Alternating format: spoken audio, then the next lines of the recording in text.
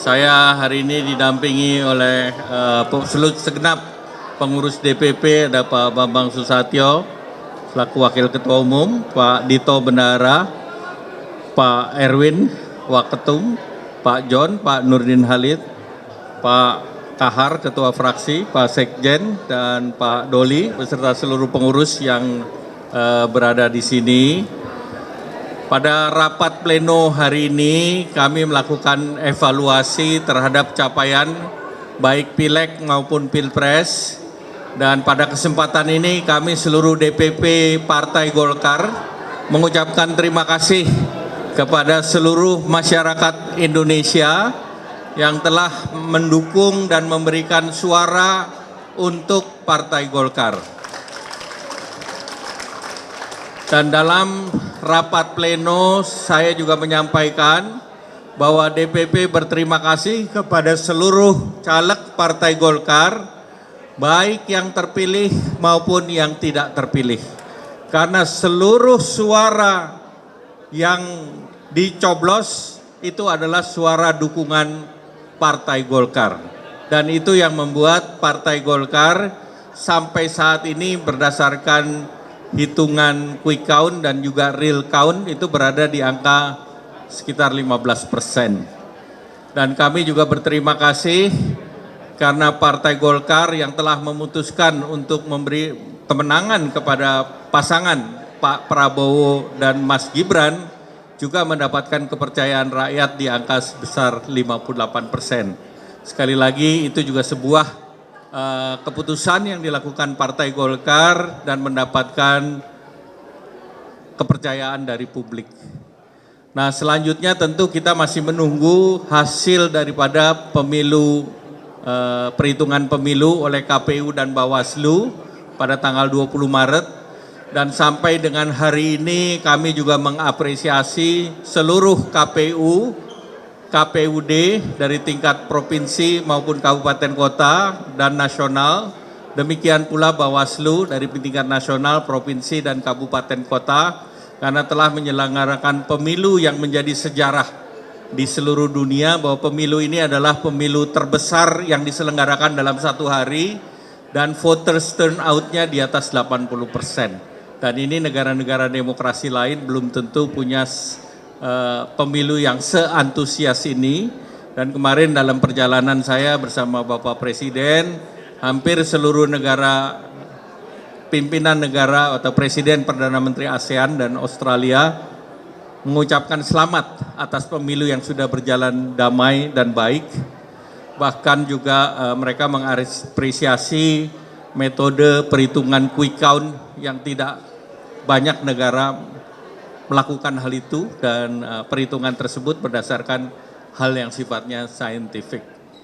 Nah, tentu berikut saya juga mengapresiasi apa yang diprediksi Partai Golkar, bahwa Partai Golkar akan memperoleh kursi yang signifikan, dan signifikan itu di atas 100, dan dari hasil perencanaan yang disiapkan selama 2 tahun, alhamdulillah memberikan hasil. Karena Partai Golkar menjadi partai pemenang di 15 provinsi. Dan kemudian dalam rapat juga kita membahas terkait dengan linearitas yang selalu menjadi catatan bagi Partai Golkar. Dan alhamdulillah dalam pemilu kali ini Partai Golkar pemilihnya linear untuk DPR kabupaten kota, provinsi dan nasional, sekaligus juga linear dengan presiden yang disukung oleh Partai Golkar. Oleh karena itu ini sebuah capaian yang menunjukkan soliditas dan kekuatan mesin Partai Golkar dari pusat, provinsi, kabupaten kota, dan juga betapa caleg Partai Golkar berjuang dengan kompak. Hasil secara resmi masih kita tunggu, namun hari ini kita sudah mempersiapkan untuk pilkada ke depan. Jadi Partai Golkar sudah mengeluarkan lebih dari 1040 penugasan. 1040 penugasan untuk bupati, wali kota, gubernur, dan sekarang adalah persiapan untuk evaluasi.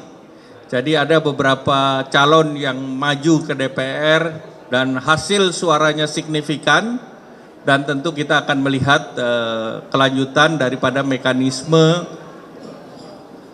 pilkada nanti, dan oleh karena itu dalam 3-4 bulan ke depan Partai Golkar akan berkonsentrasi ke sana.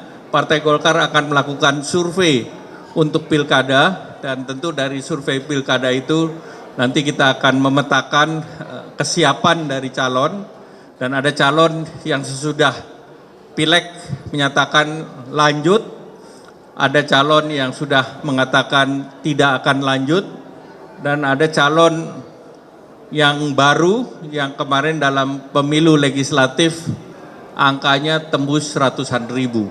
Sehingga ini semua akan dievaluasi untuk pilkada mendatang. Demikian, ada pertanyaan? Pak, ini kan Partai Golkar suaranya cukup signifikan besarnya, Pak.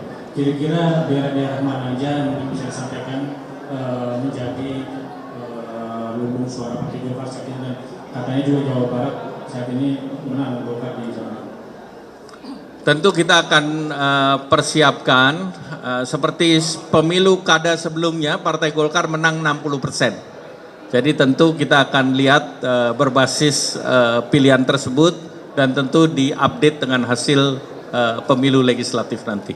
Jadi itu masih urusan dapur, tidak kita publish dulu.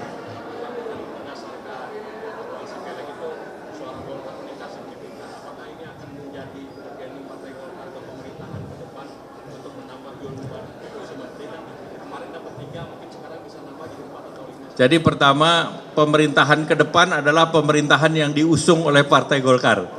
Jadi ini adalah bagian, Partai Golkar adalah bagian dari pemerintahan mendatang. Jadi tentunya ini memperkuat konstruksi dan postur pemerintahan selanjutnya. Pak, dengan banyaknya suara Golkar ini, apakah Golkar juga mengincar DPR 1 ini? Masalah DPR nanti kita akan putuskan pasca dilantiknya DPR 1 Oktober nanti. Tapi kan ada rumor kalau misalnya ada skenario untuk merebut kursi. Partai Golkar tidak pernah merebut, kita ikut mekanisme yang ada. Ya, dan tidak ada senario. Baik, ada lagi? Terima kasih Pak Erlangga, saya Radit dari liputan6.com. Terkait Munas, apakah sudah diobrolkan tadi di rapat pleno, kemudian bagaimana? Tidak ada Munas, kita akan bicara kemenangan Pileg dan Pilpres. Jadwal Munas nanti di bulan Desember.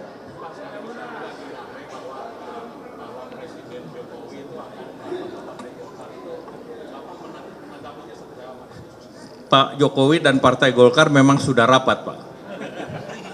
Jadi karena sudah rapat, sudah beriringan, lihat saja iklan-iklan Partai Golkar bersama Pak Jokowi, sehingga tentu itu menunjukkan bahwa kedekatan Pak Jokowi dan kenyamanan Pak Jokowi dengan Partai Golkar. Pak, tapi Bapak sendiri akan mencalonkan kembali sebagai ketum nggak, Pak? Kenapa? Akan mencalonkan diri kembali di Munas nanti, Pak? Munas Desember 2024. Terima kasih. Wassalamualaikum warahmatullahi wabarakatuh.